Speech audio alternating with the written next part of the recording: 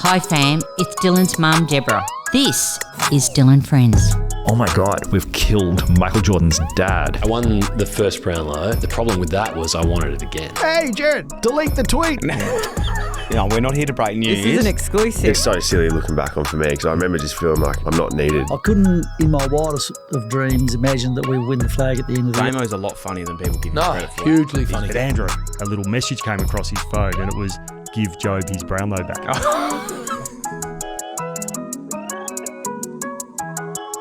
Trev, how you going? Really good, Dill. Hey, mate, how long has this been? Oh, mate, we do say it a bit a while in the making, but it has been. I think the last time we went to catch up, I did my back. You did, yes. We were, and there was a sickness at another stage and stuff like that. Were like little things, but I've been watching from afar and watching the pods and everything else, the ones I've been able to tune into, and love what you're doing, mate. So when you said you want to come on, this is quite a few months ago, I was like, yeah, mate, I'd love to come on. So. Oh, no, mate, that means a lot. I've absolutely admire what you're doing as well in the space, and especially, what you've done in your career, but what you're doing at the moment with stuff you're doing with the pies and your coaching and everything in life, but also the way we're sort of connected is a sense of, with Melrose, you're doing Future Lab podcast here as well. Yes. Mate, it's been funny because we've teed this up for a while.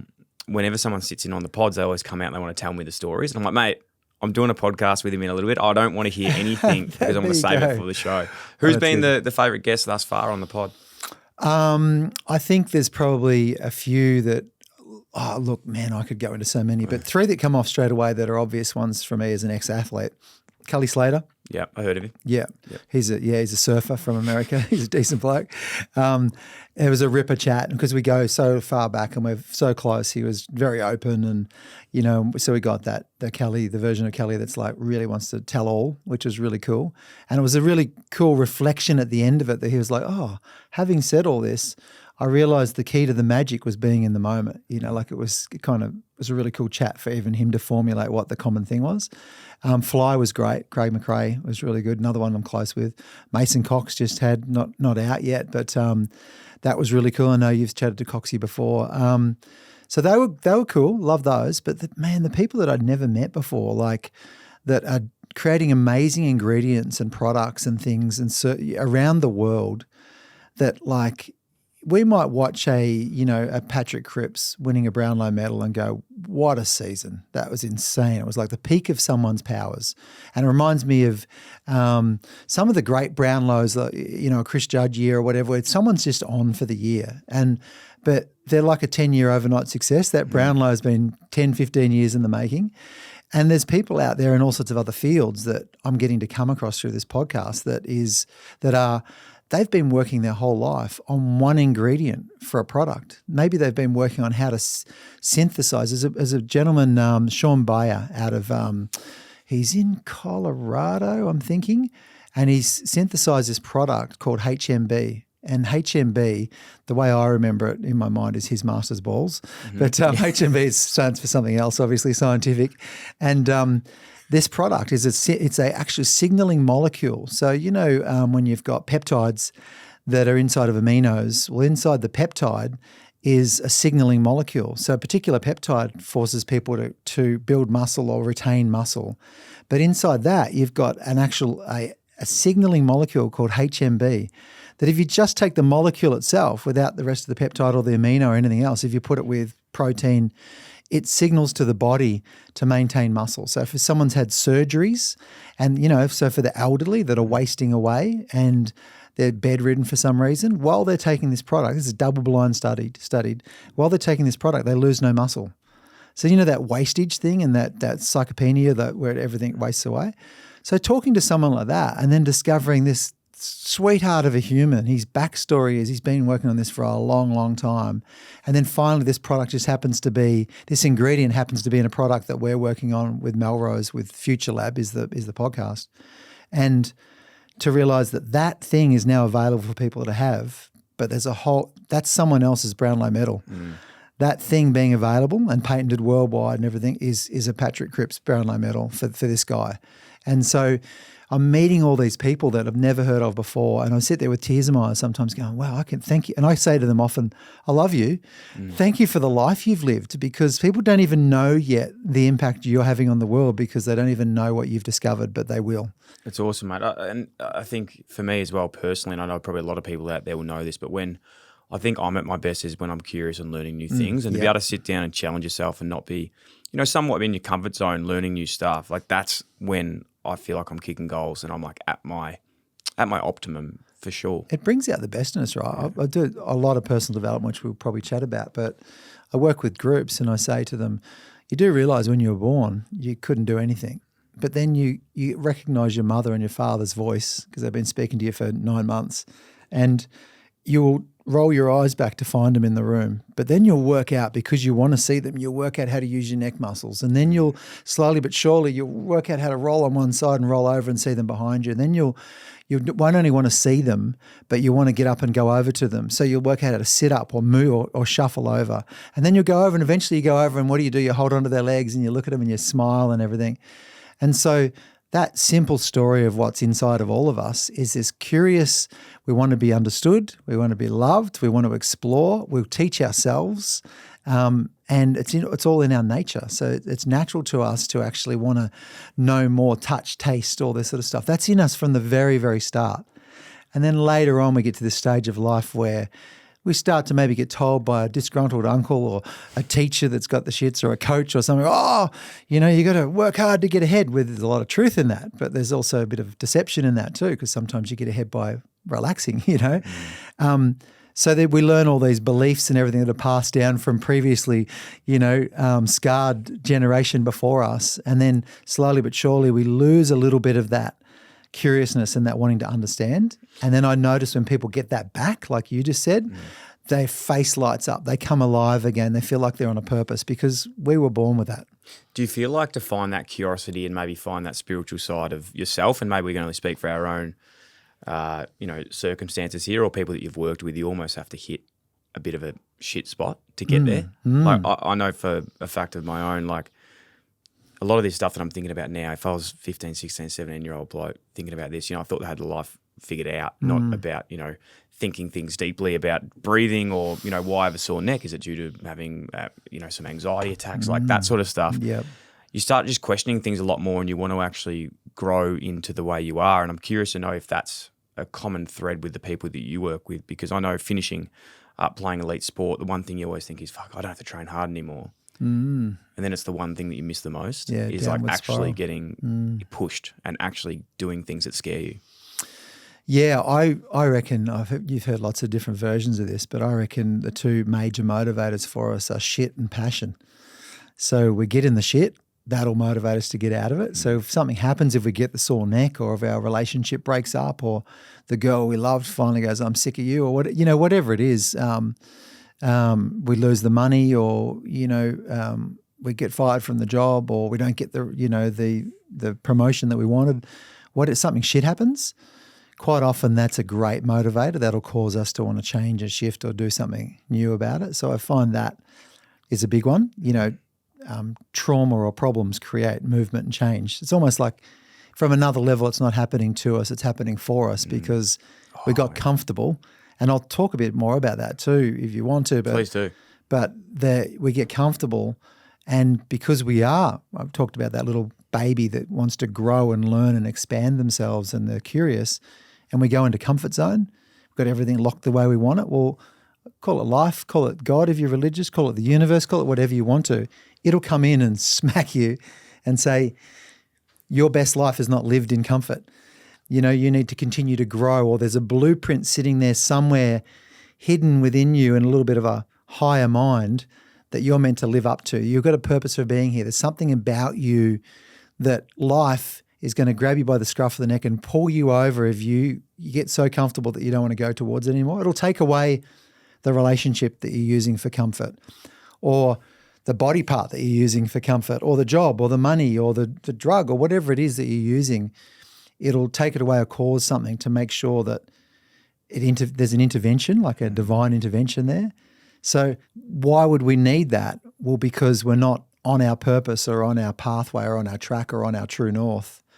the place that our higher self wants to get to, something, bigger than our thoughts about ourselves, but something more about our spirit of ourself wants to get to a certain place. And we've quite often forgotten that because we're in a world full of desiring comfort and chasing comfort and everything. And so what'll happen is we get the wake-up call to go, no, you've got to grow again. So we have to grow, we have to do this, we have to learn, we have to get into action, we have to maybe even get off ourselves and start contributing to something and be in flow and working hard again. When we're training, we're doing a lot of work. No, I've got to get back into that again. So we ultimately get back into movement again. And then from movement, we get this sense of achievement or a sense of accomplishment. But if it's pointed in a true north direction, we get like a feeling, because it's basically shit or passion, or I could say shit or purpose. So you're either on purpose, which is following something that's a passion for you, and the passion is a signifier that it sings inside your heart that it's something real for you, because each of us have got different things. Put me around the water and you'll see my eyes light up. And I'll find an adventure that we can all have and something really, really cool that we can do, because I have a level of mastery from appreciation and love of the ocean that, right, and you'll have an amazing time. I'll give you an amazing time no matter what level if we're around water together. I'll show you this still. I'll show you how to body surf under the waves, or, so put me around somewhere where I'm passionate and you'll find somewhere there's a purpose as well, because ultimately what I discovered in myself is, why was I passionate about the water? Because the water, it kind of made me feel free. It made me feel expansive. When I went out in the ocean, I felt like there was no horizon that was cluttered in front of me. I had no people standing there blocking me, no situations that were, you can't do, I could just paddle out and keep paddling out to sea, and there was nothing stopping me. So whilst I was passionate about the water, my purpose, so the passion pointed to the fact that my purpose is in the field of being fluid, of helping other people float, of helping people lose their obstacles and lose their crowded horizons so they can open up their mind again and see who they really are. So the feelings that I felt when I was a young kid paddling out to sea was, I felt free. And so, what's my purpose? Is to feel freedom and to help other people feel freedom, to feel expansiveness and help other people feel expansiveness, to open people's reality, my own reality up, and open other people's reality up. So for me, if I didn't work in that field and I just earned money doing some other thing that didn't help people with freedom and expansiveness and exploring who they are and being fluid, if I did, when I've tried not to, I've been thumped by life. Life gave me a tap and I didn't listen, then gave me a whack and I didn't listen, then would have to hit me with a Mack truck and say, wake up, you've got a purpose. It's to help people with this thing that you love. So I think different people have different passions, which are hints towards their purpose, but because there's a reason why they're here, and whatever they relate to or gravitate to or love is not only the thing they need to have for themselves, it's the thing that they need to, that's the energy they need to bring into the world. So life will go, well, if you're doing it, I don't have to interfere. But if you're not doing it, not going towards it proactively, I'll come in and I'll intervene, I'll push you on track and I'll cause you to learn more about this subject until you embrace it. So for me, I've only ever really got whacks in life when I've drifted off this true north. And for me, it's around freedom, expansive horizons, having all people feel free like I do when I'm in the ocean. But then I had to feel that on the land, and I had to feel that in amongst classrooms. I had to feel that, all those sort of things. So I feel like even though shit can motivate us when shit things happen, it's still connected to the passion we're not doing. Yep. And if we're involved in the passion, usually the shit stays at bay, stays at arm's length until it has to creep in a different way just to tweak our direction a little bit.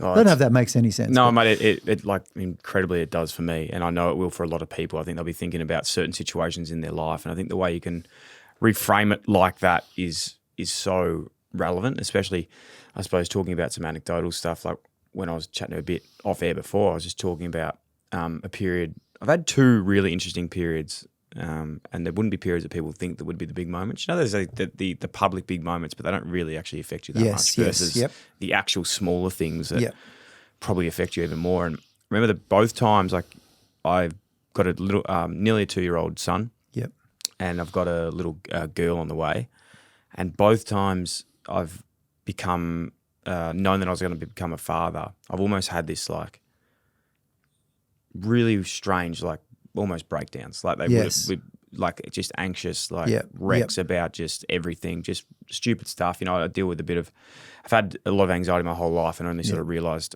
what it is. But the reason it occurred was I think I knew this big challenge ahead that was my purpose and passion and what I always wanted, but I knew that I wasn't aligning properly with where they were. Yeah. And even it probably took me the second time Yes. to actually work out, like, this is a message, like treat this as something that I have to do. And a lot of it was around looking after myself. Yep.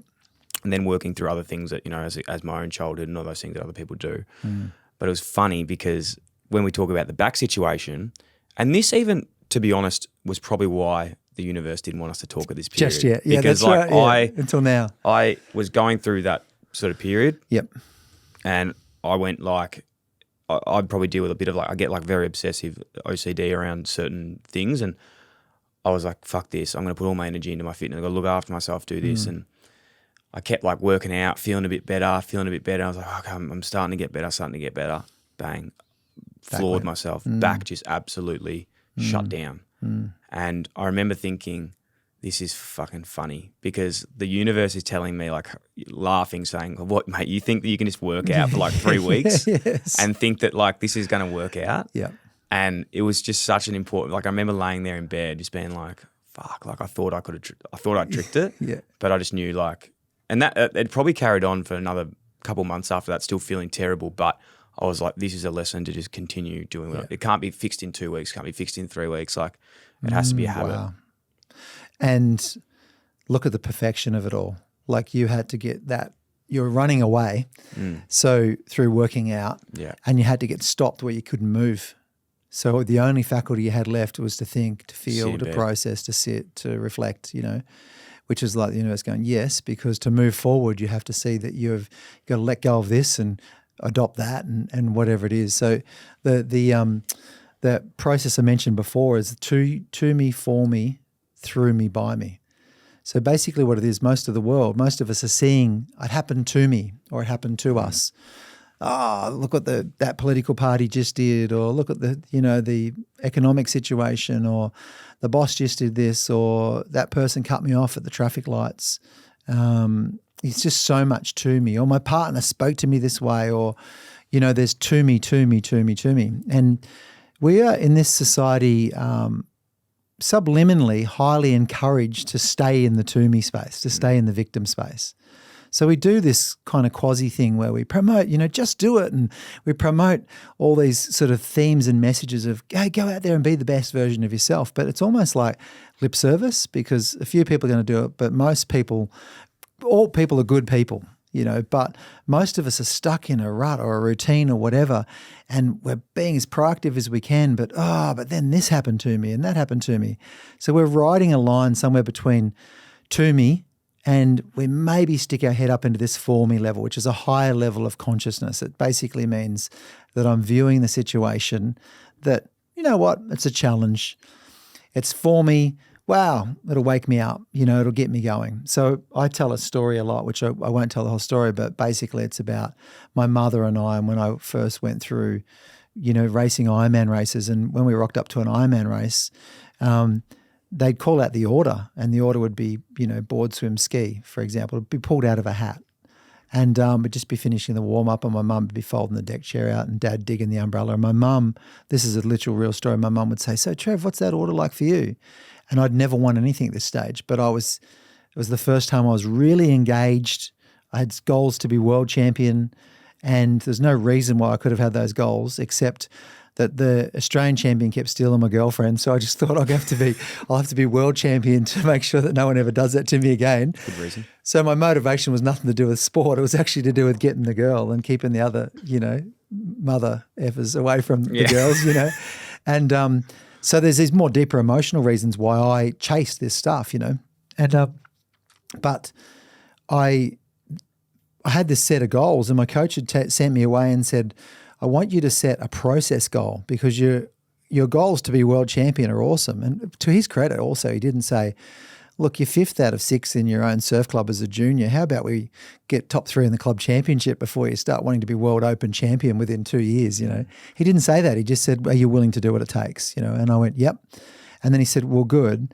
I want you to set a process goal. So a goal that you can lean on the whole time. And I went away and my process goal at the time was to perfect the Ironman race, to do the perfect Ironman race with all its transitions and the ocean, was to perfect the Ironman race. And when I thought of that, my spirit came alive. I would think, I can own that. I could just perfect the race. I didn't have to win the race. I just had to perfect it. Of course, if you're going to perfect the race, you're going to win it. But the shift of focus towards perfecting it, away from winning it, just gave me so much power, so much flow, so much freedom and space to explore, and almost bought me time. Because I'm not trying to win the race this weekend. I'm just working on perfecting it. So it's going to be a process of perfecting it. So Mum would say, what's that order like for you? And I'd be like, I'd read through and I'd go, oh, that's my perfect order, Mum, because the board's first or I swim second or I ski last. That's my perfect order. And then she'd say, oh, what are these conditions like for you? And the first time she did it was just ex-cyclone. So it was about 10-foot waves. And I looked at her and I told her, I'm going to have to go deep under the waves, hold my breath, bring my heart rate down, be really, really smart, not be in a rush, blah, blah, blah. This is actually my perfect conditions, So my mum excitedly tells my dad, did you hear that, Ron? It's his perfect order and perfect conditions. And my dad was like, yes, Bev. Anyway, I won the race. First time ever I'd won this race. A few weeks later, but they thought I won it because I got out through the waves. It was a bit lucky, but I'd been working on this particular way of getting out. No one else would have known that except my coach and a few people. So a few weeks later, rock up to the next carnival and I'm drying off after the warm-up and they call out the order and swim, board, ski and my mum, swim, ski, board. My mum says, what's that order like for you? Because it's obviously a different order. And I go, swim first, ski, board last. Oh, that's my perfect order, Mum. And my mum doesn't twig at all. And she goes, oh, so what are these conditions like for you? And it was completely flat and howling crosswind. And I go, oh, this is going to be heart rate through the roof, Mum, super fast starts, like no time to, it's all about fitness. These are my perfect conditions. And my mum says, oh, did you hear that, Ron? It's his perfect order and perfect conditions. And my dad says, yes, Bev. Anyway, I won the race and then go out to state titles, new order. What's that order like for you? It's my perfect order, Mum. I say that to her and she goes, so it was like ski, board, swim. And then I go, ski, board, swim last? That's my perfect order. And she finally twigs and she goes, hang on a second. She turns around, it's like 3-foot waves coming in. And she goes, and these are your perfect conditions, aren't they? I said, you got it, Mum. She turned to my dad and she said, did you hear that, Ron? It's always his perfect order and it's always his perfect conditions. And my dad said, oh, Bev, how long did it take you to work that out? So the point of the story being is that the only reason I said that's my perfect order and my perfect conditions is because my coach had told me, I'm only going to measure you on your desire to perfect the race. So whatever shows up, it's just how you embrace those conditions and those circumstances. So the emails that turn up early in the morning that you don't want to see, that's like, oh, I was hoping that deal, it's fallen through overnight or whatever, or wake up and the kids are sick or whatever conditions are meeting us and whatever order things come, we go into reaction. And in the reaction, the letter C is lost in the middle of it, reaction, or reactive. And I often love this play of words is that if we stop and go, whoa, hang on, I've gone into reactivity or reaction, that's not who I am. I'm just gone into worry or fear or, God, how many more failures can I have? We go into our mind. So we lose ourself and go into a psychology of fear and worry and anxiety and other things. So, but if we can stop and see it, we take the C that's lost out of the middle and with a play on words, we put it in the front and reaction turns to creation and reactive turns to creative and reactivity turns to creativity. So this whole thing is that we are literally not seeing that these things are happening for us, but we're not seeing it that they're happening for us because we don't often have a big enough picture. So my picture was big enough in Ironman racing to say, I want to perfect the race, not just win it. So everything that happened was perfect. So everything that happened was an opportunity. Everything that happened was a gift. So I had worked on to me, for me, through me, by me, before I knew what it was because of the way my coach, Bill Haylock, had got me to work through it. So ultimately what we're saying is if you go, okay, well, I want to find my true north in life, or I want to live a life where I feel joy and share joy, or I want to be the best version of myself and understand what other people are thinking or feeling, or I want to have the best relationship. I want to make my wife feel so secure. I want to make my husband feel so secure. If that's a bigger picture, right, than what most of us are focusing on. Most of us are going, well, I'll earn the money and I'll do it and I'll I'll have a few beers on the weekend or whatever it might be. You know, we're looking for a mixture of hard work, and then we get the reward and we have the comfort and all that. And that's pretty good, but it's not a big picture. It's a smaller picture to what it could be. So my old spiritual teacher used to say, if you've got a problem that's not solving no matter what you do, you're not in a big enough picture. You know, so when you go into a bigger picture, you start to say, is this repeating for me to learn something that I'm refusing to learn?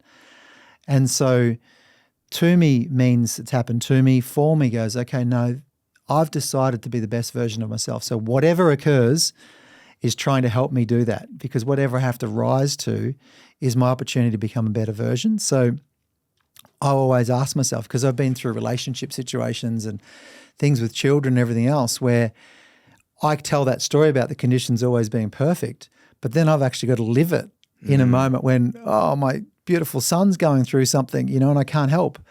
So the question I always ask whenever I feel tense, I always ask the question, okay, what are today's conditions perfect for? Because they're always perfect. It's just a matter of what are they perfect for. And sometimes they're perfect for learning patience. Sometimes it's perfect for learning, I've actually got this. I've been doubting myself. I just need to trust myself. Sometimes it's for understanding or forgiveness or determination or for getting out of my head and going into action or for being there for someone else rather than being stuck on myself and telling the same story over and over again. So the conditions are always perfect at life the way they show up from this viewpoint that I'm giving. It's just a matter of what are they perfect for. So we start to go, so it's happening for me to teach me something that when I learn it, that will happen through me. So I will be that version of myself that's better for my children, for my friends, for everybody, because I just owned up to this. I'm not a victim of my life. I'm actually seeing my life as an opportunity and I'm becoming a better version of myself. So now what I become is happening through me. And then when you arrive at that through me place, you start to have moments where you go, this is what I always wanted. So is it even possible that perhaps it's the whole thing's happening by me? So at a higher level in some magical spiritual alternate reality, have I decided that I want to make sure I'm going to get all this shit on my plate until I wake up? Because it seems to be that when I do wake up and I go through to me, for me, through me, I end up arriving exactly where I ultimately would wish I wanted to be, even if I didn't realize it at the time. So that's kind of the model of going from victim to creator, is seeing it that this is our mind says, no, things are accidents and they're random. So, well, enjoy that viewpoint for as long as you want to. But if you're open to the possibility that actually it's teaching you something and there's something you can gain from it, and invites the door, back in the door, something that was in us when we were very young, which was magic, which was everything's beautiful and amazing, and back to that understanding why and that powerful thing. So then we're open to it. And so simple 3 model part of it is acceptance is the first thing. You need to accept what's going on. It's happening. So there you go. Must be learning something from it, which allows you to embrace it. And then once you embrace it, you can create it to change. But if you don't accept it the way it is and you try and change it, you're coming from resistance, fight. And often anxiety and other things like that, because I've experienced that as well. And I'm finding it with all the people I'm working with, I'm finding it's like a pandemic. It's an epidemic on the planet of anxiety. And I feel like the world's waking us all up and saying, you can't play the same way you were before. We're going to take away all your comfort zones. We're too safe. And we're not right out there in that vulnerable place where we're living a life of our purpose. We're not opening ourselves up and being real and honest as much as we could be. It's really interesting that you say that, because even with the point of anxiety, and I almost fucking hate the word because it gets so spoken about these days, but the only time I've really experienced it quite badly is when I'm at my safest. Yes. Do you know what I mean? You've got nothing else to worry about that you do yourself in. Yeah. And I think like any time that I've actually been under stress, I'm nearly feeling I'm thriving. So you have a belief that it can't last. Yeah. It's just strange. Like, it's there for a reason to save us from, predators back in the day, but you're actually under no threat. Like there is no threat there. Yeah. You've got nothing else to worry about at certain periods. That's when I find the randomness sort of pops up around it. A really, really quick story around that, because I've learned to embrace anxiety as a gift. It's because it's a crazy thing, right? The energy that changes and the movement in the solar plexus and all the heaviness and the inability to break out of it and all that sort of stuff. It's like, whoa, what is that? It just rises up and takes you over. If it wasn't so terrifying, it's actually pretty incredible. It's incredible. And so by seeing it as incredible, we actually have much better chance of understanding it, because we can go, wow, it's fascinating that the whole body can go through this, cascade of things to then make me go from a state of feeling like I'm capable to a state of feeling like, oh, I can't do anything, I don't want to do anything, just leave me alone. But if I look at it this way, remember the movie Avatar? Yep. Such a powerful movie. And the people are the Na'vi, the blue people, the Na'vi, and they're riding those little dragony things which are called the Igrans, and they've got the tail that they connect with and their hair bonds with them, and, they make the connection. It's a great scene when he, Yeah, so that scene. Yeah. So he's finally ready. So Jake is ready and they climb up to the hanging islands of Babylon or whatever they are, and they get right up there, and it's incredible music, and it's like, wow, it's so dramatic. And he's inside a cave with water falling past it, and Natiri comes in and flies on her Igran, and she flies and she hops off, and the first thing she says, puts nose to nose and says, I see you, and they say, I see you, which is a powerful thing that we're in these discussions doing more of. I see you, and so there's this recognition that I am more than just this body, that there's something special and this person's on this journey to become their best version of themselves. And she says, basically, you're ready, Jake, and you're going to make the bond and you're going to find your Igran, and do you realize there's only one for you? So amongst all those, there's only one for you. And he looks around the corner and they're all trying to kill each other. And he says, how do I know which one's mine? And she says, do you remember what she says? She says, they'll find you or something like that. It's the one that tries to kill you. Yeah. Is the line. How do you know which one's yours? It's the one that tries to kill you. But she's already told him that when you make the bond, you'll feel the Igran, it'll feel you, you'll be able to communicate with it, you'll have wings, you'll be able to go anywhere. It's like it opens up, if it was a video game, it opens up a whole other dimension or other world or other skills or powers or whatever else. So if we took that moment as symbolic of your purpose, we would say your Igran is the anxiety or the struggles that you just can't seem to get past. And how do we know that that one is our struggle? It's because it's trying to kill you. And so he goes around there and he's like, oh, shit, and he goes around there and he has to lasso the nose of it, nearly kills him. He nearly falls off the thing, climbs back up, gets a hold of it, makes the bond, and then it's like, whoa. And then he drops off the cliff and flies. The symbolism in that is so powerful because we talk about stepping off the cliff. But if I'm a human, I step off the cliff, I'm going to fall. But if you connect with your purpose, your Igran, your wings, and you step off the cliff, will you fall? Because in fact, that's the freedom you need to fly, So, but the fact that it tries to kill you is what I love. So one of my observations, if you don't mind, of yourself, please, mate, go for it, is that I just see you as a sweethearted human.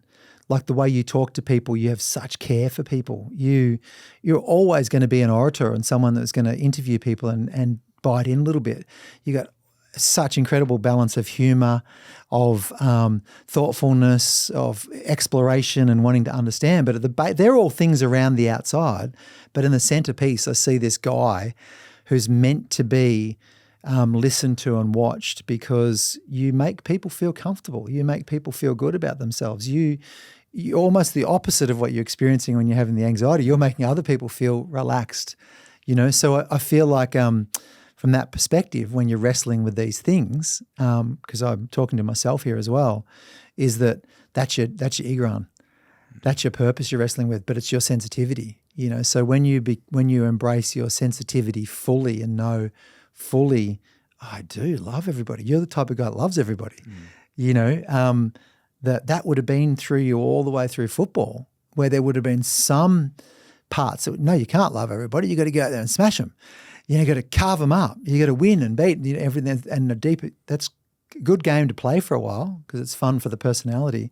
But in your spirit, I feel, and correct me if I'm wrong, you would have always had this feeling, I just love the other people. I just want to talk to them. I just, you meet other players that you play well against and then you have a respect and a rapport with each other. Would have been natural and easy for you because I see that in you. You're not really here to beat people. Well, it was funny that you say that because even when I was playing footy, my biggest regret is that I just tried to fight everyone. Right. All the time. Yeah. But the exact point is it wasn't what I actually wanted to do. Yeah. It came from an insecurity of if I can't do this, or at least I'll just be rough and tough, and that's the end of it. And Yeah. I don't feel like I live in that space anymore, which is really comforting. I think when you do find out, like, you know, your values and who you are, you don't really care about that stuff. And even in the sense of, there was probably an arrogance to this point where it was unhealthy in the sense, like, even if someone wronged me or did something by me, I'd never want to give them the credit that it annoyed me. Right. But it's flipped in the last few years now. I've been like, well, I just don't want to carry that weight around. Like, if that's something's happened, man, like, it's all good. I move on straight away. Like, things that annoyed me as a young man, like, or even recently of a couple of years ago, it's just like, I just let it go. And I'm so much better at that now, just being like, I don't want to do it. Because otherwise I'm carrying it around. Like, it's where I'm carrying it. And that brutal competitor, that's what I was saying, wasn't you. No. So you wouldn't have had your best games or your best long moments when you're in the fight, No. because it would have taken you away from not trusting that, oh, actually I can find my way through the situation without fighting, sort of thing. So later in life, you're learning how to now get through the same situations, not the same situations, but challenging situations without fighting them, by embracing them, by letting go and go, no, I'm not going to carry that. So it's like it's been hovering around all the time. So that was my thing. I raced. What was your biggest experience like this? I touched on that I was bitter about the Australian champion stealing my girlfriend. Yep. I've told that story so many times, but I cannot relate how much that was the driving force. Like, F you, I feel insecure or weak, like nothing or nobody, because I finally got up the guts or courage to connect with this girl. Finally got up the guts or courage to then ask her to be my girlfriend. I'm pretty young at the time, 15 and 16, and there's so much going on around the boys in the club and the way they measure themselves based on the girl and how pretty the girl is and all this sort of stuff. Like, it was that back in the day, it was all such a alpha male type of thing. And I'm a skinny, freckly little kid coming 5th in the Ironman out of 6 people in my club. And so I finally find someone that says, yeah, I'll be your girlfriend, and I go away for a week and I come back and she's sitting on the champion's lap, and it's like, it clicks inside of me. So the champion gets whatever he calls, when we're going to go have a thick shake, when we're going to go surfing, when we're going to get out of the surf. Everyone laughs at his jokes, and, he gets the girl. So he had the power. So in my subconscious, creating a little psychological trap for myself, I saw the power was with the person that they had the power because they were the victor. The winner seemed to have all the power to do whatever they wanted to.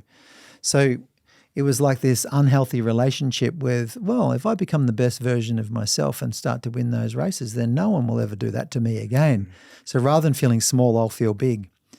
So I created this crazy thing where I became somebody else and went about it in a certain way that the connection with my family, my love of the ocean, my love of my teammates, that was floating me.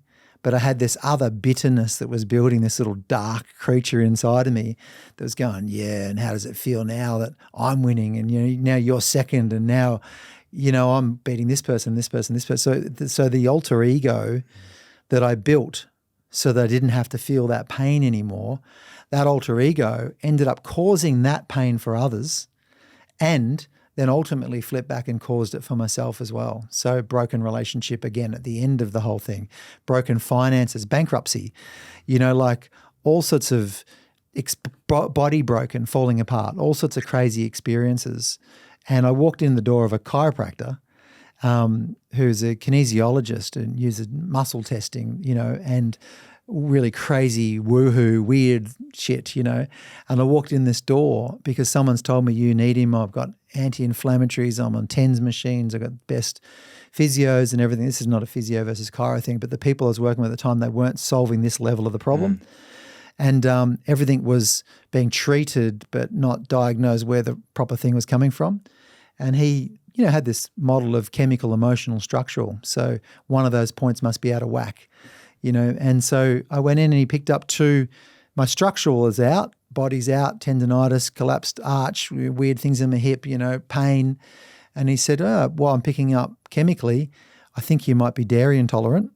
And I'm thinking, don't take chocolate and ice cream off me. It's my only thing that I've got to keep me, my only joy and pleasure, And then he said, and also, so emotionally, and he said to me, I sense that you've got some anger issues. Not kidding you, Dill. He says this. I've just met this guy. I'm standing in front of him. He's 6'6", so he can say this sort of thing to people. And he says this to me, and I smiling just like I did with everybody else. So the alter ego, I'm smiling on the surface going, yeah, presenting this front cover to everybody, this shop front. And behind that, I'm going, who the fuck's this guy think he is? You know, like anger issues. I'm not the angry one. Everyone else is angry. I'm the polite one, the nice one. And, you know, my missus is angry and this is angry. This person's angry. I'm the good guy, you know, and I'm like marching around behind myself, you know. And then I had this moment where I went, note to self, I do appear to be angry about what he just said. You know, so what he didn't say was you have anger issues and your issue is you suppress your anger and it's brewing away inside you and your body's falling apart because of it. You're creating a dis-ease. He just said you got anger issues. And then I realised that I seem to have, and I decided I'd come back to him the next day and go and see him, but to prove him wrong, because I hated this guy. I didn't even know who he was, but I'll prove you wrong. He said to me, you won't win another world title unless you sort these things out because your body's telling me it's done. This is in your, like in the midst of... One consultation, I've won 3 world titles. I'm the guy, you know, and he said, no, you're not winning another one unless your body's telling me you won't win another one unless you sort these things out. Let's start with these 2. Come back tomorrow, bring some food samples, we'll test them. Blah, blah, blah, blah, and let's work on this anger stuff. And I'm like, I haven't even acknowledged the anger stuff yet. I'm like, oh, who's this guy think he is? We'll work on the anger stuff that I haven't admitted yet. Very, very angry. I drove off down the road and I got over the hill on Burleigh Hill, about 1.5 kilometre away. And I'm just thinking, that guy, they're doing him. And I'm like, oh, I'm shaking in my seat. And I had this moment where I'm shaking my shoulder and I realised my shoulder wasn't aching. And then I wiggled my back and I realised my hip wasn't aching. And then I shake my foot under the accelerator pedal. I'm like, my foot's not aching. I've been aching for years. And I went, what? Well, how can I not be aching? Because he didn't touch me. He didn't do an adjustment. He just told me he'd work on me tomorrow if I wanted to. And I went, what? But he didn't touch me. And I had this really clear voice in my head go, he told you the truth. I was just like, it was like my own voice, but like he told you the truth. And I was like, what? And it's like the whole world opened up for me, Dill. I was like, he told me the truth. And it was like, I actually don't let people around me tell me the truth. I'm the guy now, like, you know, got all the sponsorships and I'm, you know, the king of the sport, so to speak. And I was like, I don't have room for people to tell me the truth. I want people to tell me I'm great, you know, and keep all my things that I was up to hidden and all that sort of stuff. I'd started to lose my way, you know, never did drugs. I was never a drug guy, but we'd drink after races and I started to, you know, just go out of ethics and out of integrity, you know. There's a whole stories behind that. But so there's a perfect example of not happening to me, it was happening for me. This body collapsing was to wake me up from you're going down this path where you're using your power now to be the guy and to be the one. So you found this power, but it's all for you, you know. And so that type of power can put you in the Hall of Fame, Sporting Hall of Fame, but it can't put you in a happy place. In fact, it can do the opposite. It can't put you in a wonderful 20, 30-year relationship. It'll do the opposite because it's still all about you all the time. And so I just got smacked in the face with it. He told me the truth. I felt incredible, went back to him and started working with him and still do to this day. Still bounce off with him. Once a week when I'm on the Gold Coast, we go for a swim together and sit on the beach and share and have a laugh and we help each other. You know, we support each other. But it took me right through the process of understanding everything's connected.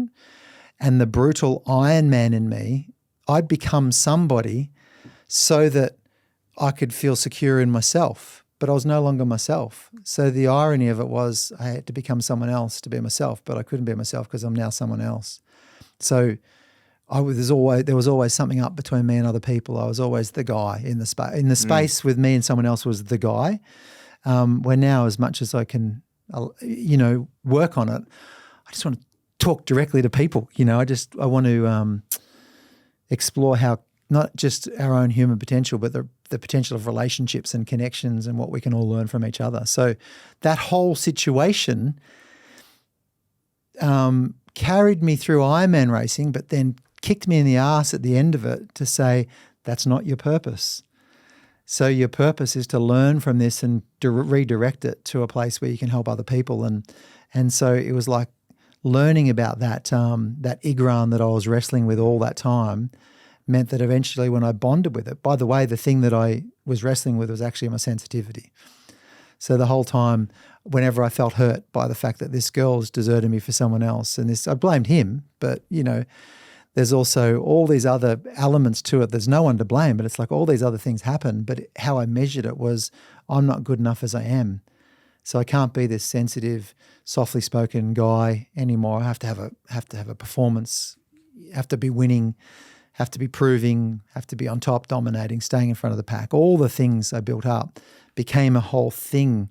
I became that. It was really weird. I became like this alter ego, and that thing gave me so much in life because I won so much with it. But at the end of it all, I had to deconstruct it and go, that's actually stopping me from really living my best life. So unbelievable. The way you can articulate that as well is you can show the level of work that you've done on yourself and with other people to be able to get there, which is incredibly admirable. Like I feel, thanks, man. Even myself, like I would love to.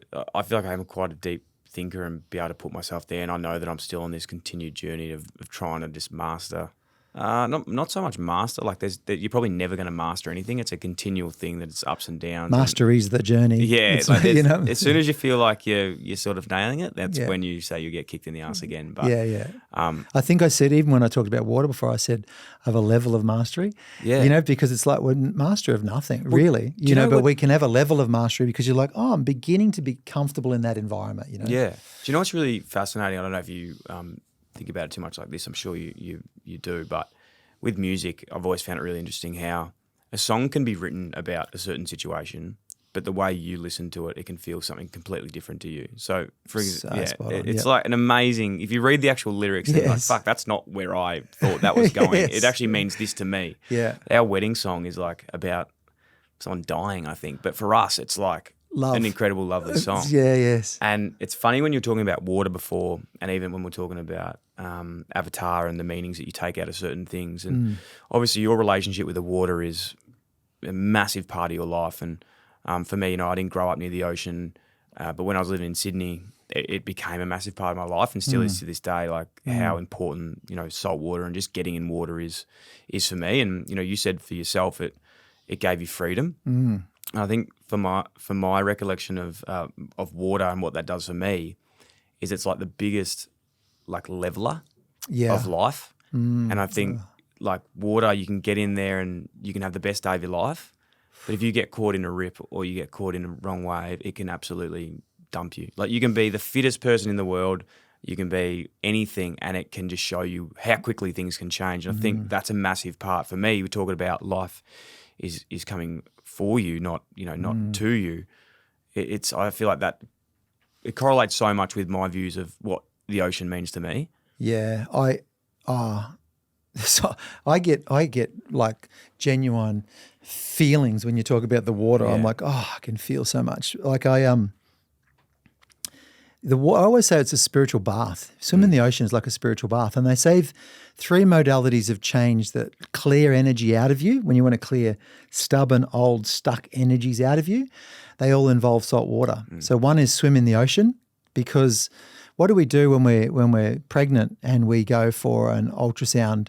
We put the little gel, the saline gel. It's saltwater gel because it transmits the signal. So salt water in particular transmits energy really, really well, and it floats you. So it's more flotation. So not only does it lift you, so you're not experiencing gravity anymore. You take it, if I challenge anybody not to go out in the ocean when there's big waves, but when it's flat, you go out in the ocean and you take one full breath into your belly, chest and head, like a full chest breath, and just hold it and you will float.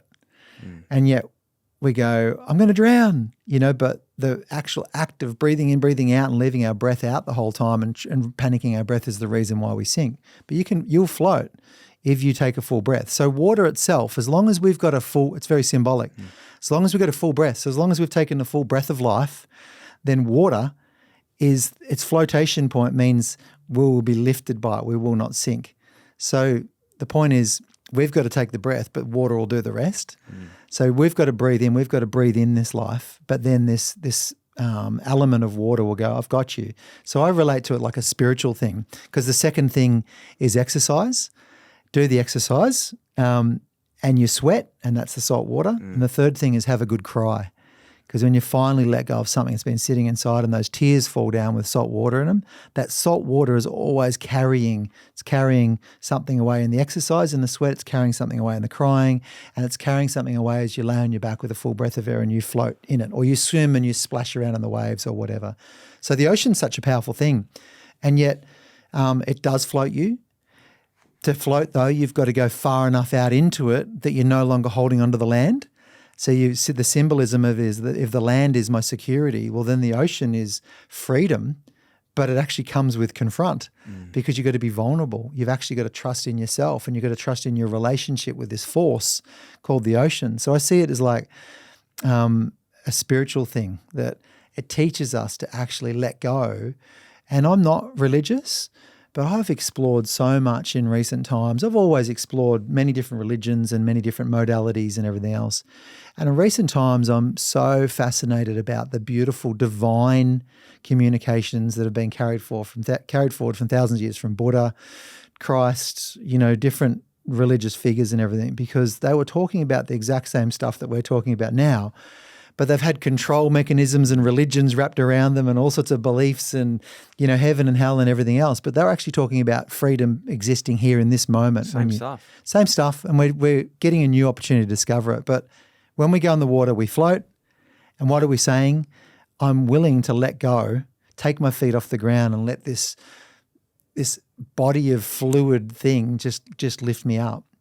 So what's crazy is the ocean will always do that for us. It will always support us, even on the biggest, ugliest day. But just the dynamics become different because it's not actually the ocean that drowns us. It's going against the ocean that drowns us. So the safest place to be if you're actually in the ocean in gigantic waves, number one is either being washed back to the shore, which is happening on the sandbank, or number two is in the rip on the way out to sea where behind all the waves and everything, it's actually, it might be bouncing around and choppy and everything, but if you take a good breath, you'll float out there until you get picked up or you get spiraled around and sent back in by the waves. So even when it gets bigger, the ocean is still looking after us. It hides the secrets within it of how to actually live through it. And that's how I see situations in life. So the spiritual aspect of life, it's always there for us, but every now and then it's all stirred up. But if you go with the situation and trust that it's for you, find what's happening through you, and then discover that it was happening by you because you wanted to learn that magical lesson, that's just like going out in the rip and coming back in with the flow, and you can start to do circles around the ocean. So it's exactly what we were talking about earlier. Literally it's is amazing. And so, as I said to you before, like you're doing something, and my passion was for the ocean, but it was teaching me about my purpose, which was hidden within the experience I was having in the ocean. So it was actually, my purpose is to do with freedom. It's to do with people feeling as though they can ride this whole, they can embrace the spiritual, embrace all the other energy that's available in life and actually go, oh yeah, I do. It's as simple as I do occasionally see some serendipities in life. I do think of someone and then bump into them the next day, or think of them and then they call me or text me, or, there's all these curious little coincidences that happen. And in the English, as far as I know, I was told this, in the English dictionary, there was 2 words that I know of were changed in around the First World War. And one of the original definitions of the word coincidence, a coincidence literally means coincidence. So it's 2 things that are occurring that are connected to each other. But we think a coincidence is, oh, what an accident. Yeah. But they were born to collide, because the word collide is collision. So these words mean they meant to come together. So a coincidence literally means, when you go, that was a coincidence, it means that's magic. Yeah. It means it actually wasn't a coincidence at all. It's the opposite to what we think a coincidence is. It is a coincidence. It's like these things are connected. They were born to find each other, So that was one thing. The other word that was interesting that was changed. So that changes the way we see things as accidents rather than magic. As really cool. The other word that's really interesting and curious is the word confront or confrontation, because to confront something, so confront used to mean to be comfortably able to perceive something. So to confront something was to look at it, slow down, see all the elements, see it from all angles, and then comfortably able to perceive what's actually going on here in this situation. So if we were to confront our ex-partner about what they've been saying about us. I'm just using a weird example, would be to actually stand dead still and go, understand until we could comfortably perceive what was actually going on in that situation with, I hurt them a long time ago and they're trying to get me back. I didn't mean to, but I did from their perspective, or I did mean to, or whatever it is, So to confront something is to actually break it down and see the truth of it so that you can comfortably able to perceive the situation. But what do we think to confront something means?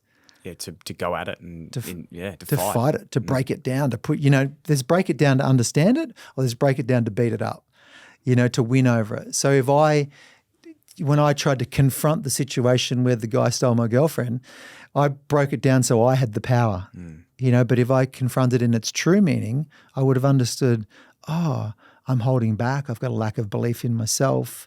It's okay. I'm learning a lesson about this. It's teaching me to speak up. It's teaching me to open up. It's, it's letting other people be, There's so many lessons that were hidden in that. But if I had learnt that first, I might not have gone down this whole path. Yeah. So it's also perfect that I didn't learn it until I'd finished this path, because have the experience about false power or the illusion of power or power at a level that's win-lose power. Have that experience fully, because only then will you understand what it means to let that go. And then that's when it's coming from you. That's right. Thank you. How So that? 4, 2, through, by, and ultimately it taught me that. And it's like, aha. So them living in it.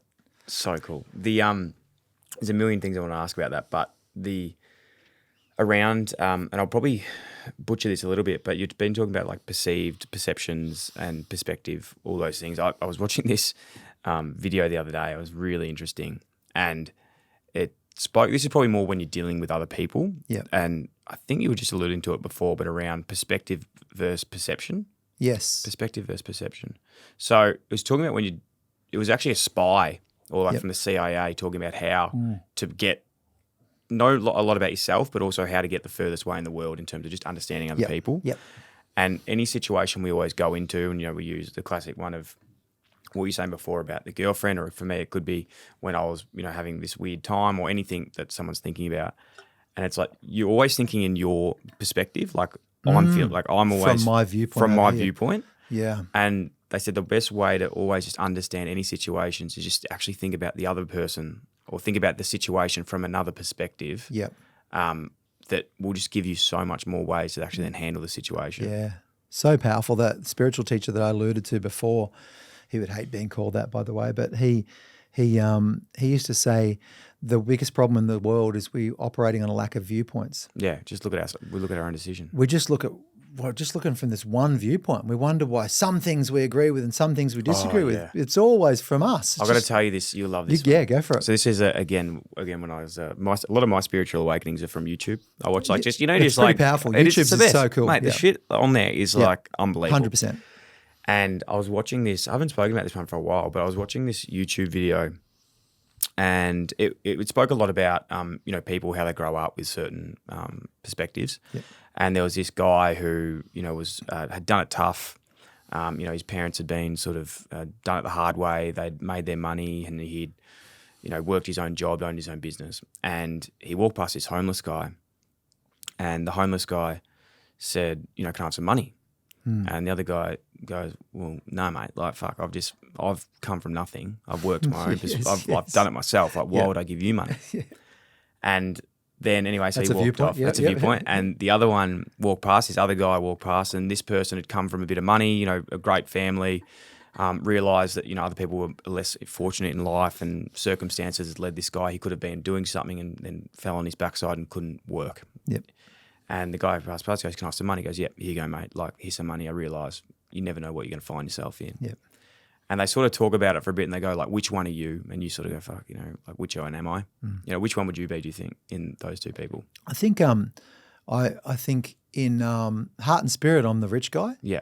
And in money I've been the other guy. Yeah. Been like, hang on, I haven't got much myself. And they always go like, "Which one are you? Which one do you think's right?" And they go, "Neither are right." It's just understanding that both are there. Yeah. And understanding like why people think certain ways is because of what their perspective of life.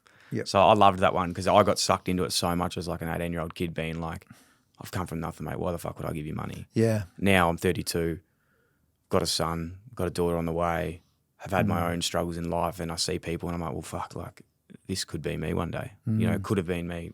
Who knows? Like, yeah, that's so true. And I think the two in the world of duality there, the two things that are at play are abundance and scarcity. So we've got an abundance mentality or a scarcity mentality. Both of those come from a person's experience. Yeah. So we can say, oh, look at that great person being abundant and sharing the abundance, and oh, look at that person being bad and sharing, you know, and being in scarcity. But both of those people, that experience that they're in is what they know. You know, it's what they're wrapped in. So it's a gift to come across someone in scarcity and then give them something. Yeah. You know, and help them in some way, because you can break it, but only if you've broken that cycle yourself. Well, that's the part, like you spoke before about the things that give you anxiety are trying to kill you to an extent. You have to work on it. For me, money has been that from probably a young age. Like growing up, my family would probably struggle a little bit with financially. My dad struggled a lot financially, and like we always would have people knocking on the door and these sort of things. And I only realised this maybe like 3 years ago, that still when the doorbell rang, I went into a bit of like like fuck, like who's it? You know, like who's here? Yeah, right. What do they want? Yeah, what do they want? What do Yes. people want from me? And Yes. I realised that I was just accumulating. Wow, yeah. All I was doing was accumulating. Like I'd have all these like different accounts, or I'd like hide and stash like certain bits of money. Wow.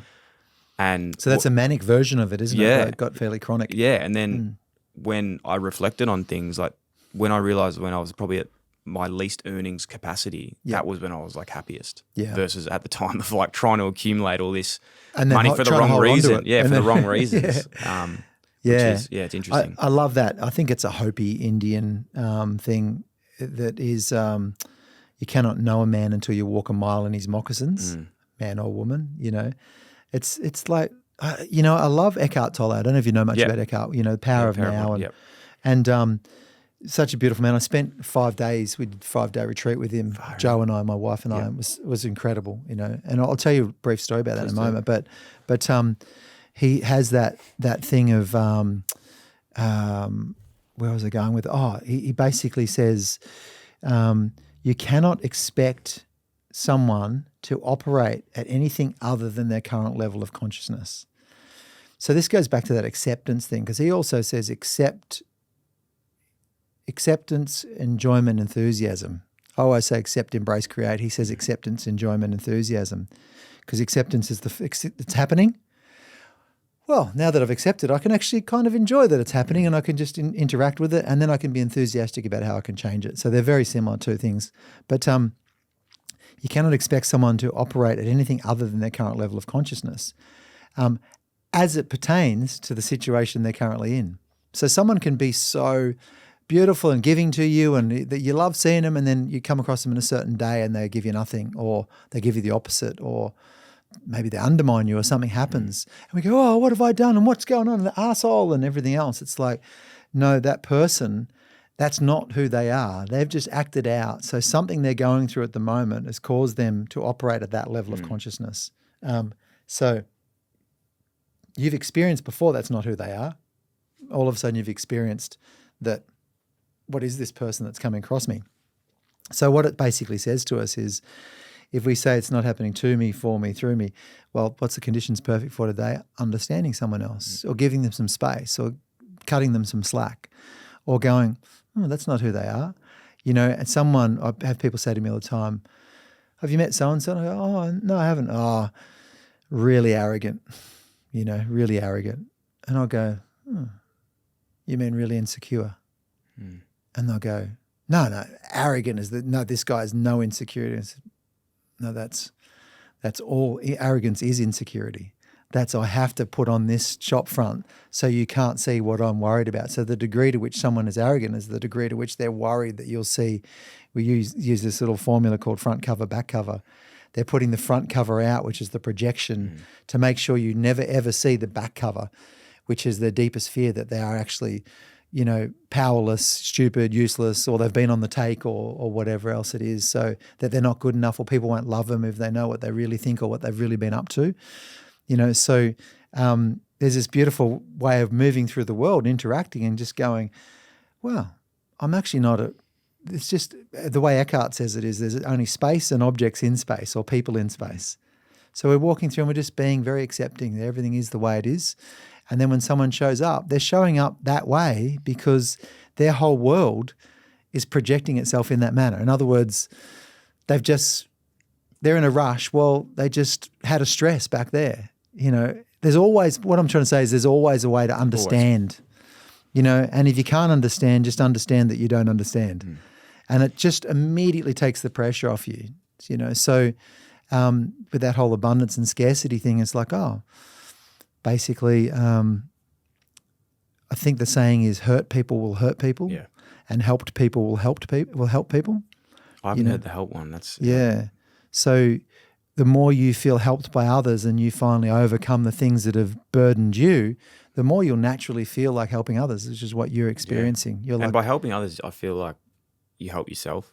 You do. Like it just reinforces. Like a lot of the things that I say, or maybe even you say, it's more just like reaffirming to yourself that these are the things that I want to live by as well. There's a deeper spiritual truth, which we won't go right into because it's pretty out there, but the basic concept is that the greatest truth is that we are all one. The yogis go into the cave to discover the oneness of all things, all living things, you know. But at the very least, the greatest truth is that we are all sharing the same life force. You know, that behind the stories, the dates, the names, the places, the degrees, the skin colors, the preferences and everything else, back behind it, we all love, we all get upset, we occasionally have grudges, we all have all these patterns and things, but behind it all, we all feel and care and want to be loved and want to give love, you know. And so when we actually start forgiving other people for their separation from their loving self, and they might get in this, whatever they're playing out, when we just act in forgiveness, just forgive that, welcome to planet Earth, we start to actually recognize that everybody's just on a journey, and then we can work with the beingness in people rather than the persona that's showing through at the moment. So we start to actually work with the more permanent aspect of themselves rather than the fleeting anger or control thing that they've got going on or whatever. So the more permanent aspect is that we're all sharing the same, you know, same space or same life force. The great distortion, which is almost the opposite to the great truth, is that we're all separate, that we're all different, that we're all competing for limited resources, whether it be love, money, food, you know, toilet paper during a cyclone or a COVID. You know, I've experienced both of those. I didn't think I'd see it after COVID, but we just saw it during the cyclone.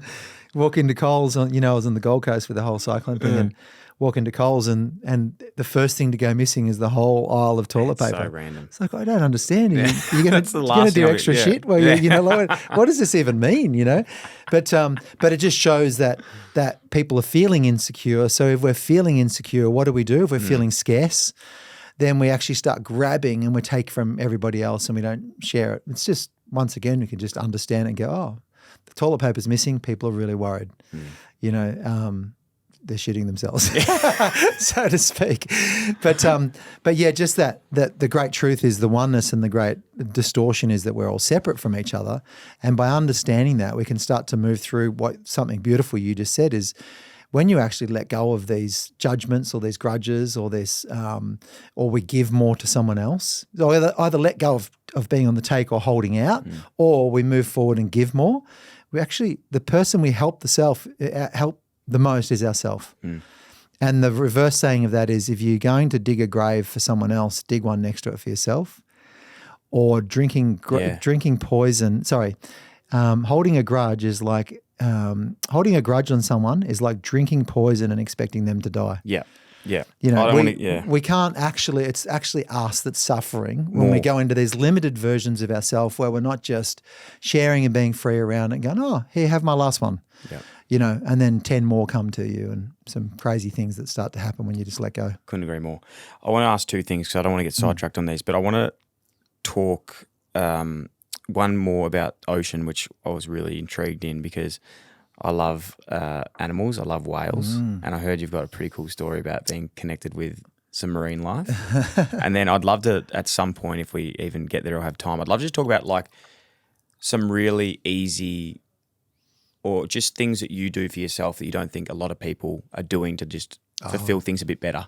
Like what are some easy steps? Like I think once you hit a certain period in your life. You know, like for me at the moment, becoming a father and all those sort of things, all I care about now is just like health and longevity. And I'm always just after like little things that I can be doing to look after myself, whether it is different vitamins or, you know, all that. Not be something that's thinking it, but I just like to learn more, I suppose.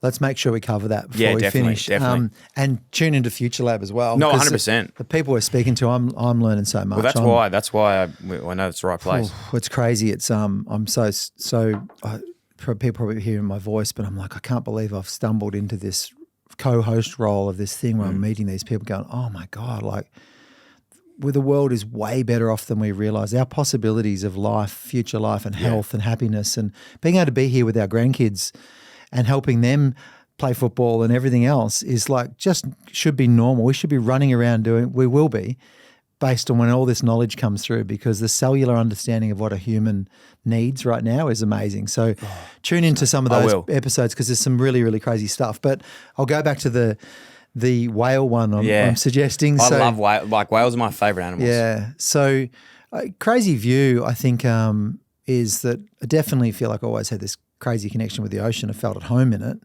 And when I felt at home in the ocean, I think when you feel at home somewhere, you feel really open to it and you open yourself up. And then if you ever go and there's a thing called a sit with, where you go into nature and you just actually find a spot where you can see a whole lot at once through peripheral vision, and you just cross your legs or whatever's comfortable for you and you just sit dead still for about 20 minutes. Yep.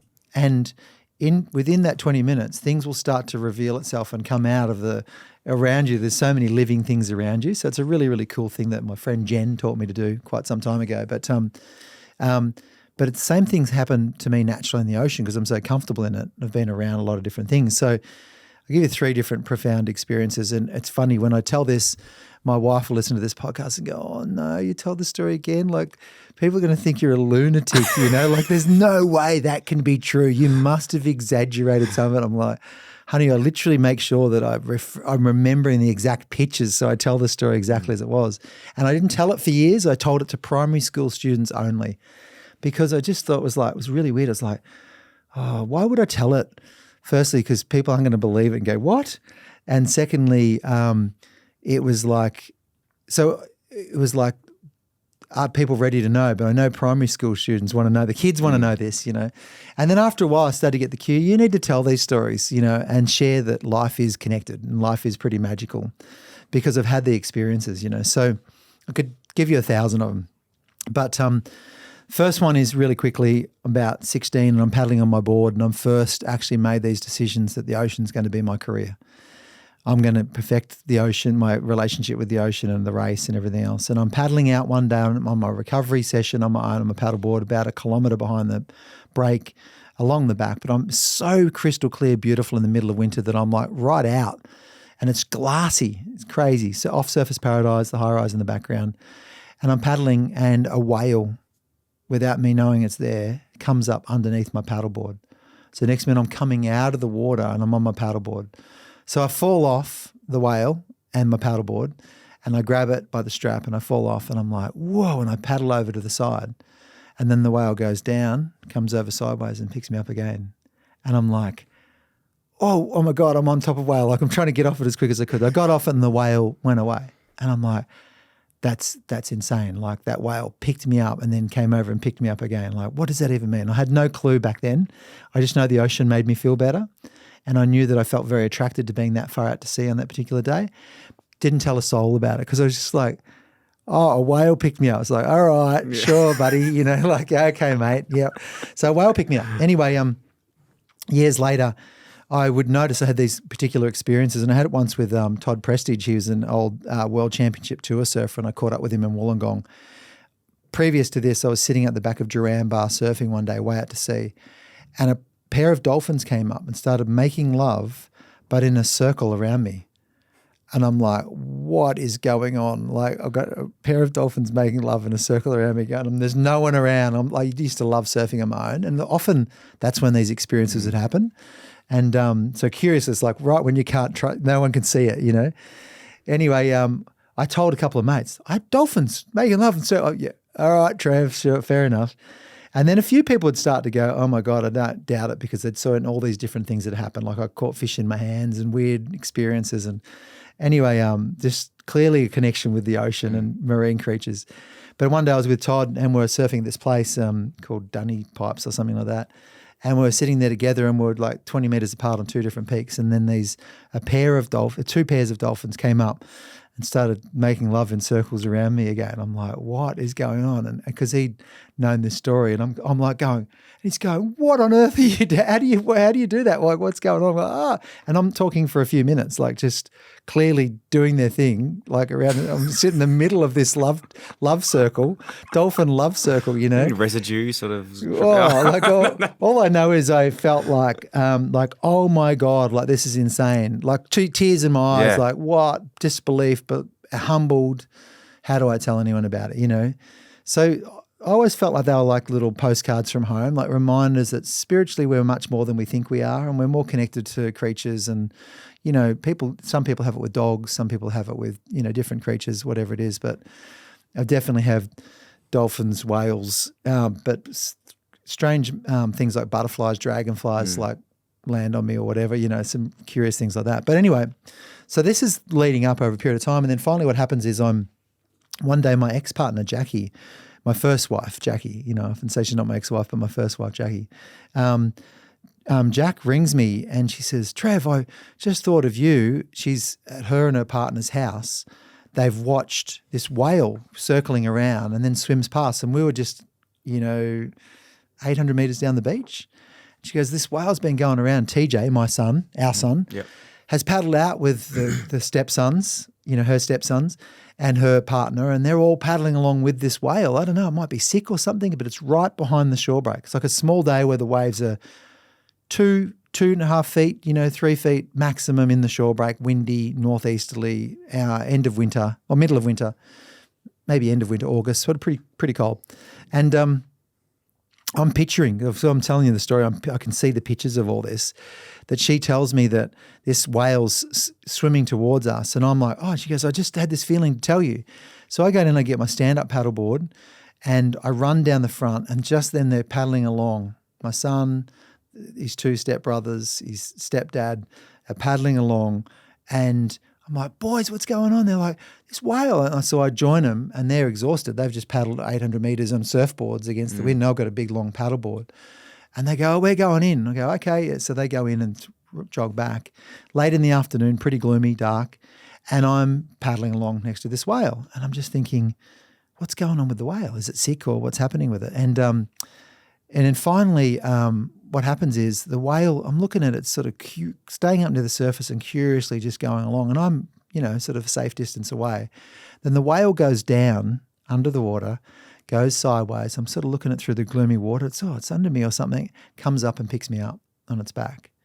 And I'm like, well, it's illegal to be on a whale's back, you know.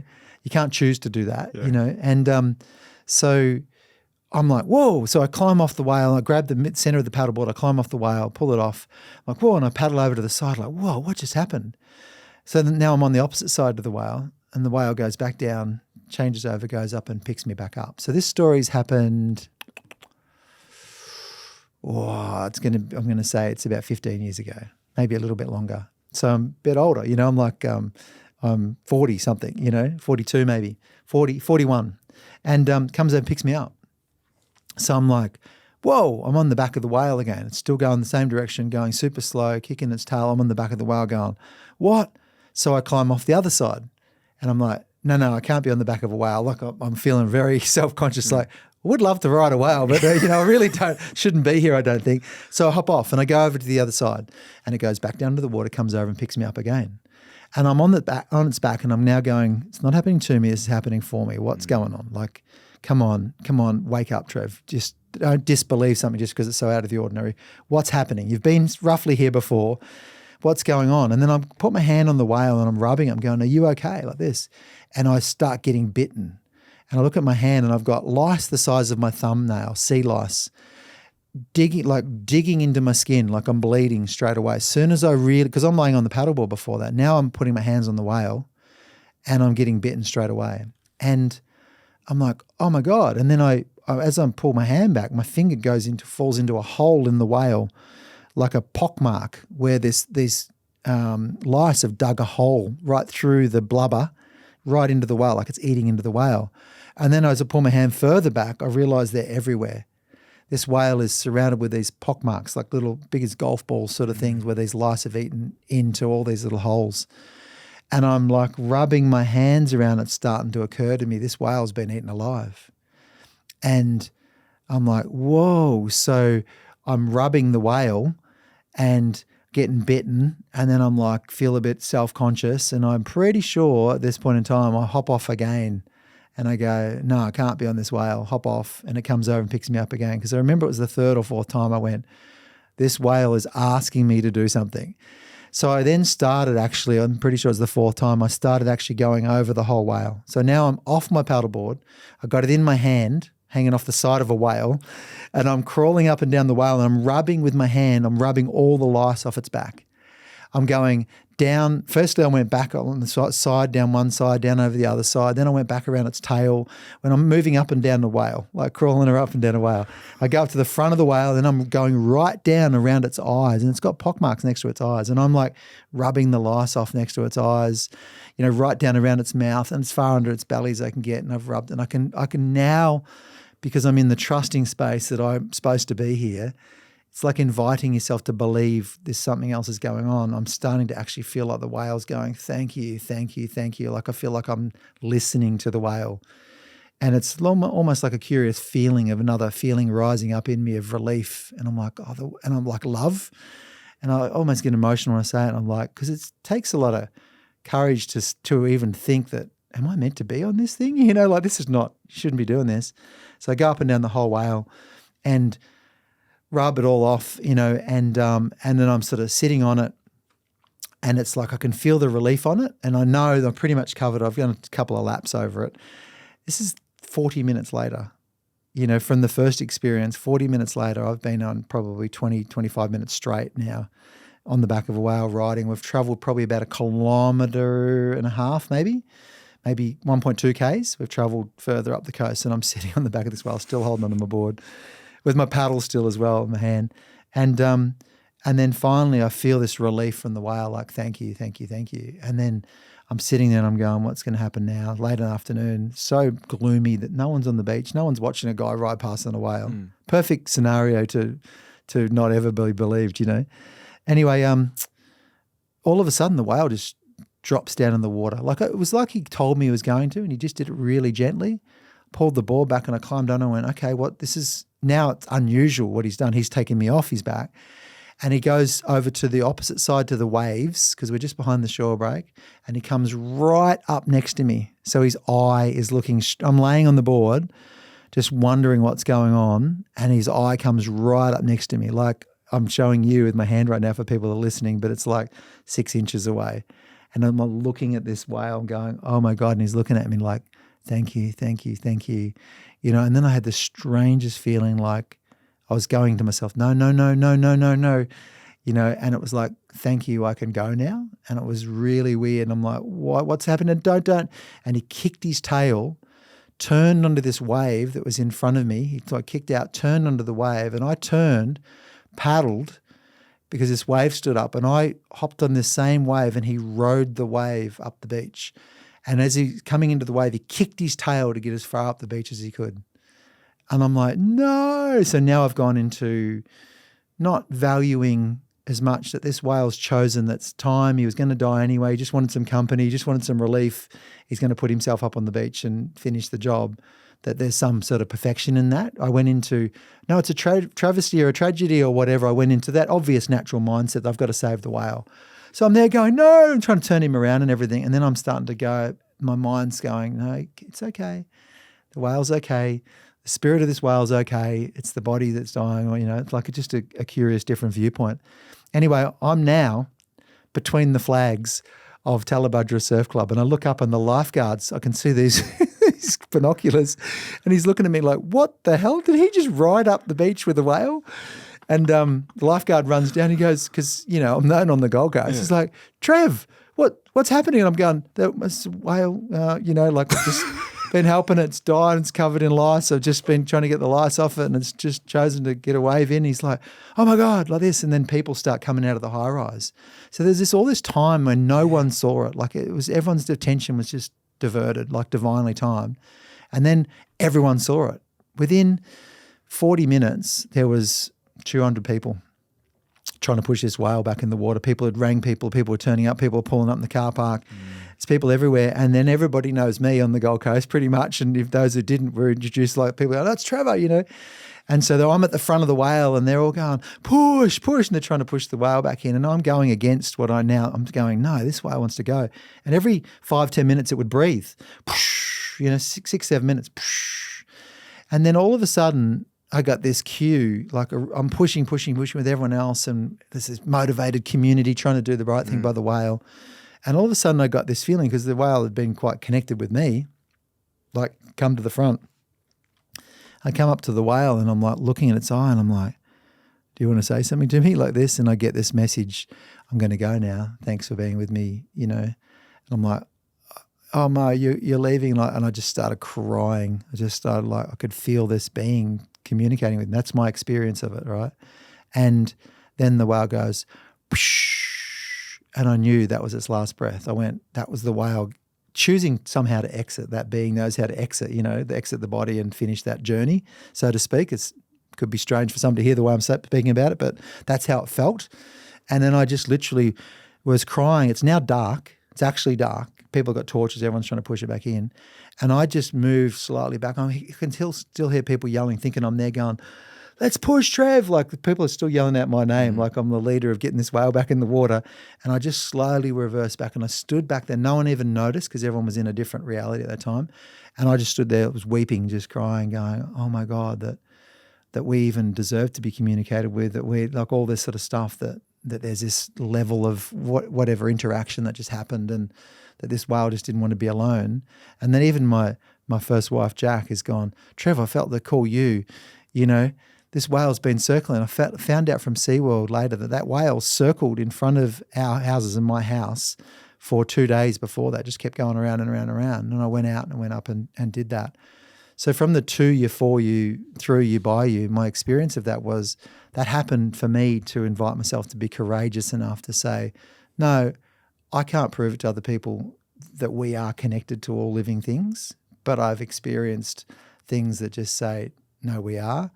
So that changed so much for me, because I went back and went, I can't doubt.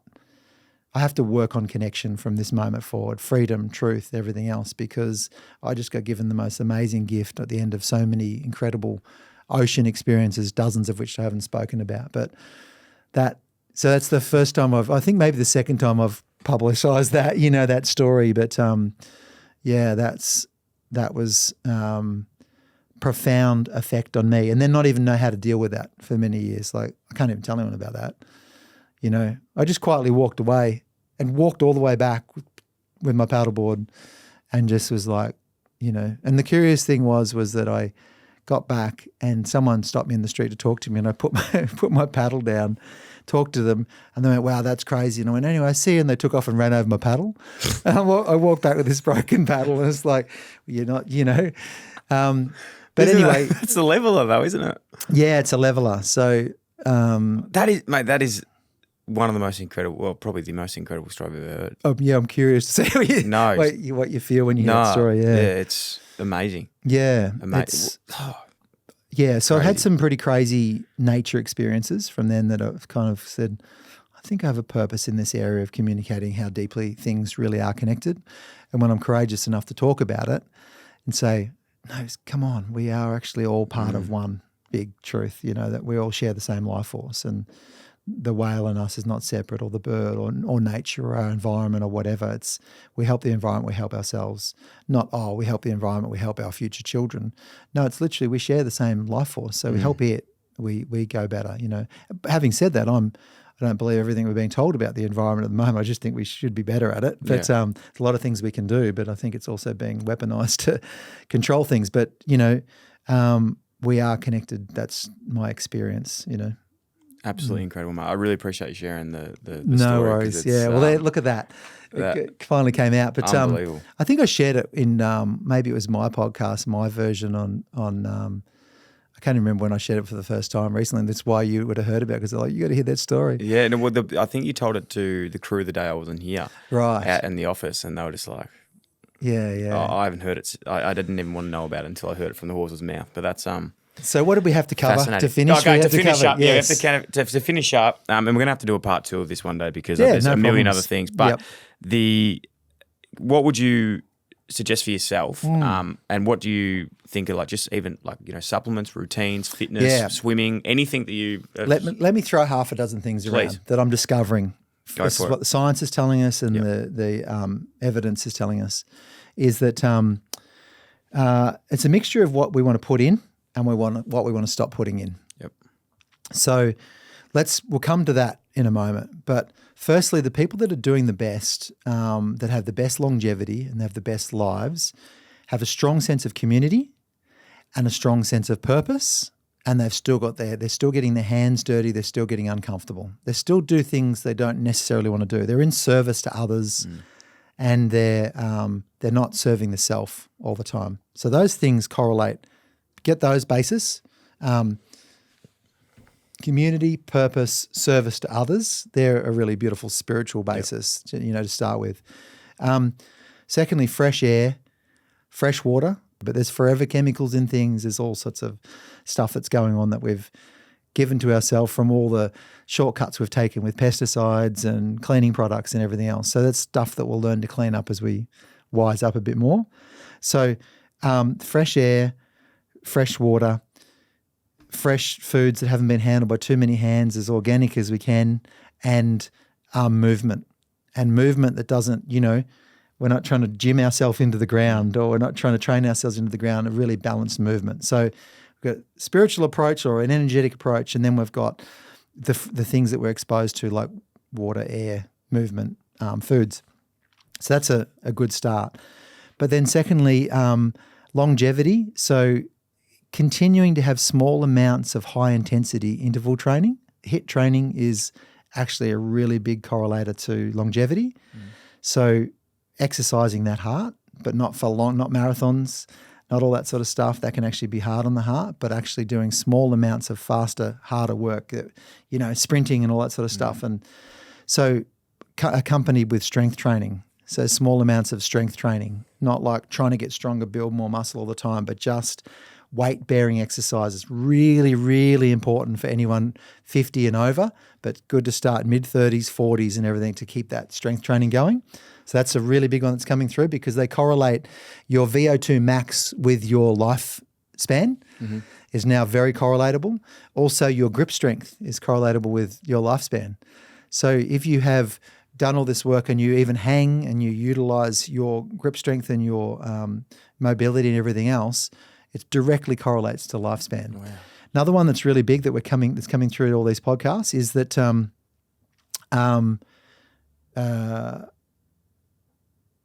there's a part of the brain that lights up when we do something we don't want to do. Oh, yeah, I've heard about this. This is with Huberman and Goggins. Yeah. And this has been around for a while, but they're starting to really study it. Yeah.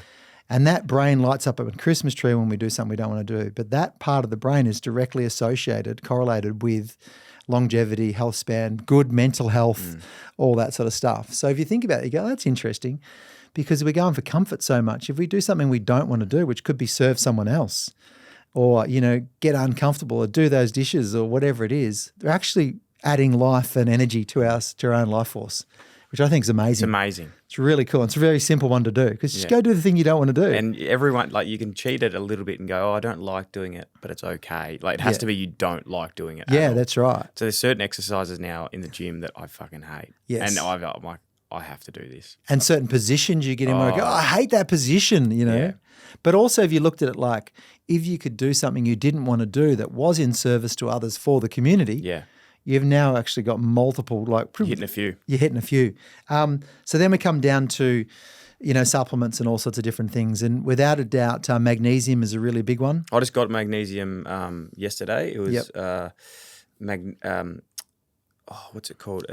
the concentrated magnesium. Yeah, it's the magnesium chalate or yeah. I'll get that. It was by. I forget more stuff than I there's remember. I heaps just of like Yeah. But there's some really good forms. The Melrose one that I work with is Yeah. good. Bioceuticals has a good magnesium as well, but they're really absorbable. Yeah.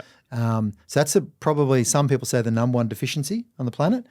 Another one that's really good, collagen. Yep. I just got collagen with my protein. See, There you go. and so collagen is really good. There's a bone broth, best of the bone broth, and there's plenty of good bone broths now, but really good. There's certain collagens that are really absorbable. Yeah. And I know that one, for example, is a really powerful one. I love that one. It's like comes in all different flavors, and you have it. And it's just powerful muscle rebuilder, etc. But it's also so good Tendons. for the gut, tendons, everything. Collagen, powerful one. Picked up with a little bit of research that we're doing that athletes that have had a lot of contact sport, much more collagen needed because collagen's about rebuilding. So collagen. Vitamin C builds collagen, or vitamin C is required with collagen. Yeah, to absorb. Yeah. Yeah, so you like drink it with orange juice or a vitamin C tablet Or or something like that. even better, these days there's so many liposomal Cs. So going back to Melrose again, because I know one things I can talk about is the Future Lab range, because I just know what's gone into it and the And Future scientists Lab, one. it's not in stores like Future Lab's in Chemist Warehouse. It's online. grouse. It's really cool to go online and get it as well, because you can go straight to your door and you can see through their specials they have and all that sort of stuff. I'll be checking it out. But check out both. That's really cool. They have that HMB that I spoke about that helps you maintain muscle. Oh, wow. That actually, if you do a workout, so if you put your body under stress, like for a week after surgeries in their double-blind testing, for a week after surgeries of these people, they took HMB for the week after the surgery without any exercise in bed. They didn't lose muscle. Wow. And for the week after when they were able to get back into exercise, they put on a kilo of lean muscle. So there's some classic studies. Massive. So there's a product in it's the muscle protein complex, which is I haven't seen that anywhere else yet. So that's the Future Lab range. It's an Australian company, by the way. Yeah. That trying to do things that lead the world in it, which is really cool. So they're They're the big main ones. Yeah. Creatine, do you like I was just looking for that in my mind. Creatine is one of the most studied things of all time and is really safe, and so much literature out there, you can utilize that. Yeah. So that's a really cool one. I've noticed with the Future Lab stuff that we're doing, they've got the NAD+. So it's the NAD, the nicotinamide riboside. Going back to the vitamin C. Vitamin C now, if you can get, they have a liposomal C. So it's in a tablet, but it's delivered in fat. So basically it's slow released and your body absorbs it. You're right. So when we say we need C to absorb collagen, but if we're not absorbing our C, because a lot of people, they don't absorb the C so easily, the vitamin C. So just find a liposomal C for people. The difference I found was amazing. Wow. Blowing my mind. So they're really powerful. I could go into a whole range of those things. They've got cellular longevity and they've got inflammation modulators and base of just things. They're fantastic. The other one, berberine. Berberine. Berberine. I've never heard of this. I'll get you some berberine. Please do. Okay? What does it do? One of the things it does is it naturally balances out your. So if you've got problems with almost like a bit the sugar tooth, the type 2 diabetes thing, where we're actually maybe even a bit insulin resistant. Berberine balances that system back out. So basically you, rather than going through these sugar highs and everything else and getting in that little, I call it the sugar survival mode, it balances that out. So your system starts to release energy at the right times. Could go into a bunch of things. We'll do it another time. But breath's a really powerful one. Movement, meditation, explore. Go to YouTube for your, there's crazy, do you have things. person that you view most on YouTube that would be good to check out? Or going back to breath, I love Tiger that I work with. I'd love to. Yeah. So does Tiger have his own channel? You should have Tiger on your podcast. I think I've actually been passed on to Tiger. Yeah, Mark Kluwer. So he's done some stuff with like Clarko and So Tiger, myself, and Kane Johnson have Breath and Breakthrough, which we run retreats for men in particular in Victoria and right around the country. But we only do a few a year, small groups, and it's a couple of days of live in, off grid, breathing in this gigantic teepee. It's the most incredible experience. It's so fun. What was that called? Sorry, Breath and Breakthrough. Yeah. So anyone wants to check that out, just go to Breath and We'll Breakthrough. have all the links of this in the show notes, and Yeah. maybe incredibly, So- people aren't going to want to finish this up, but what best place to find more about what you're doing? Where would you go? Yeah, trevorhendy.com. Yeah. And Hendy Trev on Instagram. I throw different things on there, or Trevor Hendy on Facebook. Yeah. They're the easiest ones. But yeah. Mate, you're an absolute star. I've genuinely been just enthralled today. Such an awesome, incredible chat. Love sitting down with you and could do it for a million times over. So Thanks, mate. Yeah, we'll make it. sure everyone's got the show notes, and hopefully we can do it again another time, because there's Beautiful. still a lot of things. We didn't even talk about you being the greatest of all time, which I apologise, but we'll make sure that I suppose you're sick I of feel talking. insulted, mate. Yeah, no, I know. You've got more to you than that, but so much wealth of knowledge and just Thanks, Dill. perspective and everything. Thank you so much. Awesome, mate. Done. Cheers, mate.